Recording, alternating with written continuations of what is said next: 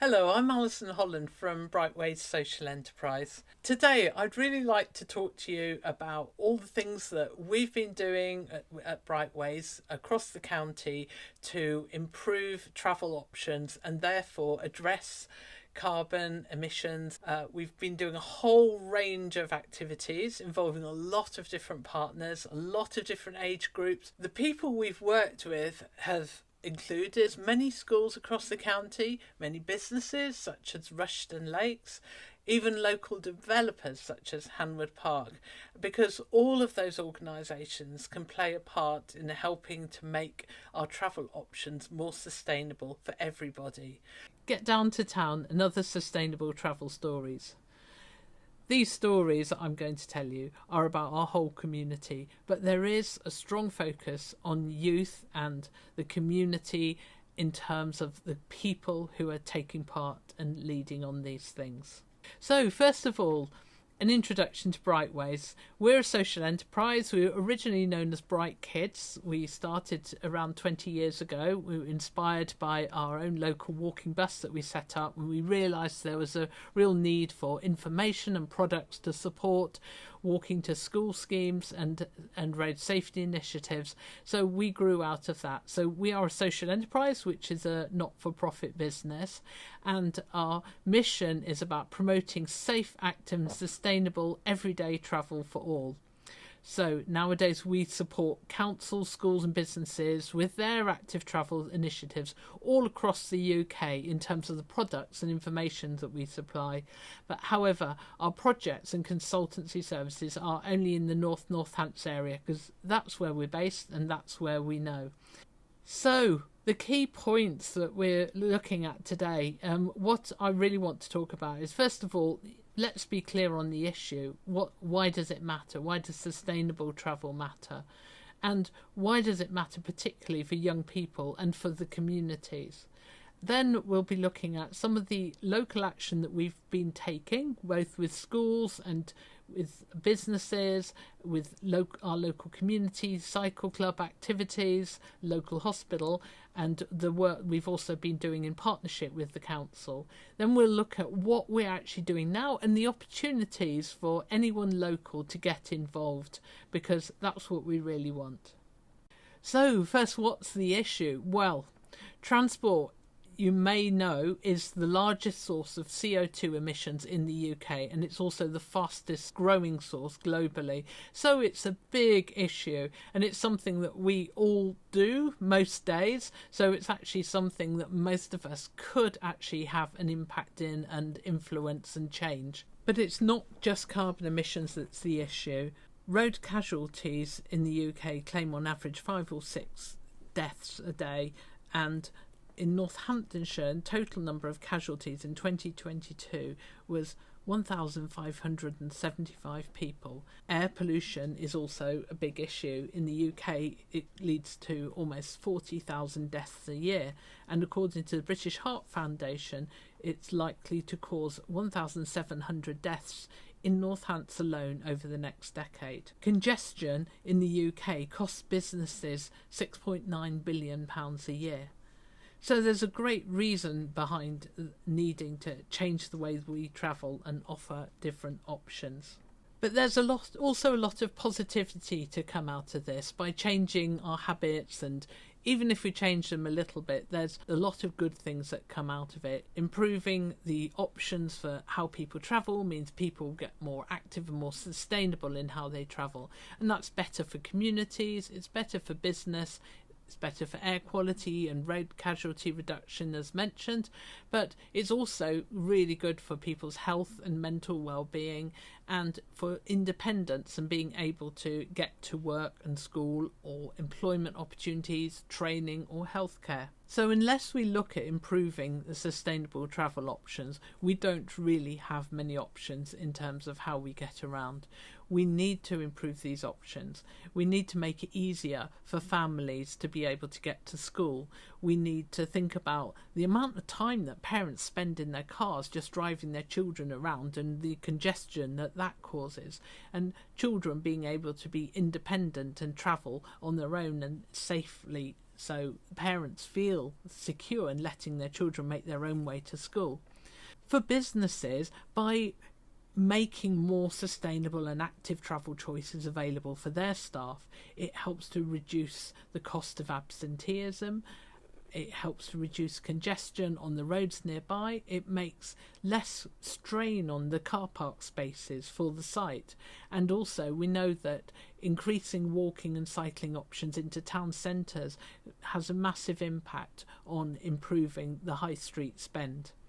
For older people, the levels of options in terms of sustainable and active travel options mean that people can get to their services that they need, whether it's a healthcare appointment or going to meet their friends. It helps to reduce loneliness. And with older people, we're looking not just at things like improving the bus travel, which obviously is really good for them, but also giving them opportunities and the chance to try things like cycling with e-bikes, that having that sort of power to help you means that you can do something that you maybe thought you couldn't do.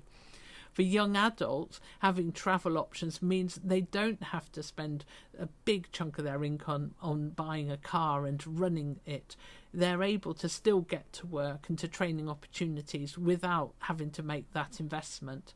And for children, being able to walk independently to school, to cycle to school, gives them independence, it gives them good mental health, it gives them physical health, and it also makes the school gates much safer zones for them. I've left out a few people as well, but actually a lot of those benefits cover everybody. So promoting sustainable and active travel choices affects and benefits everyone. Getting people to change that mindset and think about when they can choose active or sustainable options is what is going to help break the cycle. So when we're talking about active and sustainable travel, we're talking about walking, but also wheeling, which is like using a mobility scooter, or cycling. And cycling can be for anyone, and it's not about being sporty or being fast. It's about getting to the places you want to get to. That's why e-bikes are so amazing, because they give people the power to get up our local hills without any effort. And scooting, of course, we have the e-scooters in Kettering and the Northamptonshire area, which are fantastic and have helped to reduce the number of car journeys by a great amount. The traditional way is when there's more congestion, you build more roads, and actually that creates more congestion. This is known in transport planning terms as Bray's paradox, and it's a bit like, if you have too much Christmas dinner and you loosen your belt, then you can manage that extra mince pie, but it doesn't actually solve your long-term situation. So we need to really address this sort of lack of understanding about needing to keep building more roads. You build for what you want to come. So if you build more roads, then more cars come. If you build for bikes, for walking, for other modes of transport, then that's what you will get. A lot of the work that we've been doing has been with local schools, for example, Grange Primary Academy and also Kettering Buccleuch Academy, and looking at how we can support them to make it easier for children and their parents to choose the active journeys to school. So we've done a lot of different events. For example, we've done Walk to School with the Wombles events. We've done Park and Stride, setting as a point up where parents can drop their children off and they walk the last 10 minutes to keep the congestion away from the school gate at Kettering Buccleuch Academy. And both of these schools have actually been recognised for their efforts and have won several levels of the ModeShift Stars accreditation. So we're really proud of their achievements and what they've done, and they are actually really good examples for other schools to look at and to follow some of their ideas. We also have been working for several years with Rushden Lakes. Obviously, this is a site which attracts a lot of cars, a lot of visitors, simply by its nature. But we've been focusing on the staff journeys because those are everyday journeys, and the large number of staff who work there means that we can have some impact on their journeys, their carbon emissions. And over the years we've been working with them, we've managed to help them to reduce their staff journeys as single occupancy vehicles, which means not car sharing, by 18%. So there's always more to do, but we're really proud of the work that they've done, and they've also been host for North Northants Council's electric e-bike scheme as well, which was a great success amongst their staff. Over the past couple of years, we've been supporting North Northants Council and the Highways team and their contractors in developing walking and cycling plans. These are called LC WIPs, Local Cycling and Walking Infrastructure Plans, and we've been helping them to develop in Kettering and Corby, because however much you persuade people to try and cycle or walk more, if the routes aren't safe, then it's not going to happen, because people will choose what they feel safe doing. So developing safe routes is really, really important thing, and we're really pleased that we've been involved in helping with the community engagement to develop some really good, robust plans. So locally within Kettering, we've been running and promoting our Kettering Community Cycle Club. This is really to give people who don't cycle a chance to come and join in and to gain a bit of confidence. They're very, very short rides. They're always free to join. They're every last Sunday of the month. We've attracted some regular members, but we love it when we get new members as well. We've really learnt a lot about exploring our own town. I'd really recommend it, and we'd love to have you join us. Another important area of our work has been in supporting Kettering General Hospital with their sustainable travel plan. This is something that's really being pushed through the NHS now as they're trying to meet their net zero targets. So the more people that can walk, cycle or come by bus to the hospital, then the more the car parking spaces are freed up for those who really need it.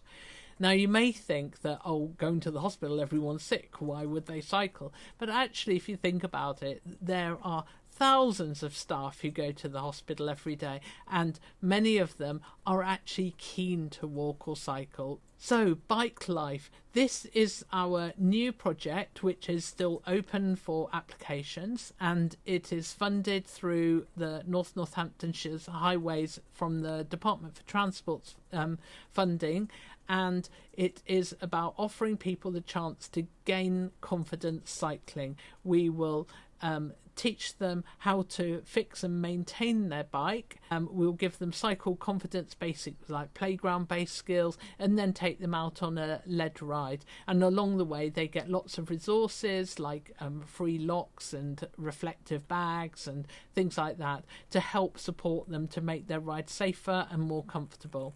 And the bonus with this is at the end, when they've completed the 2-session course, they actually get a very generous £100 gift voucher for a local independent cycle shop of their choice. So there's a big incentive for people to take part in this, and at the time of speaking we do have spaces available.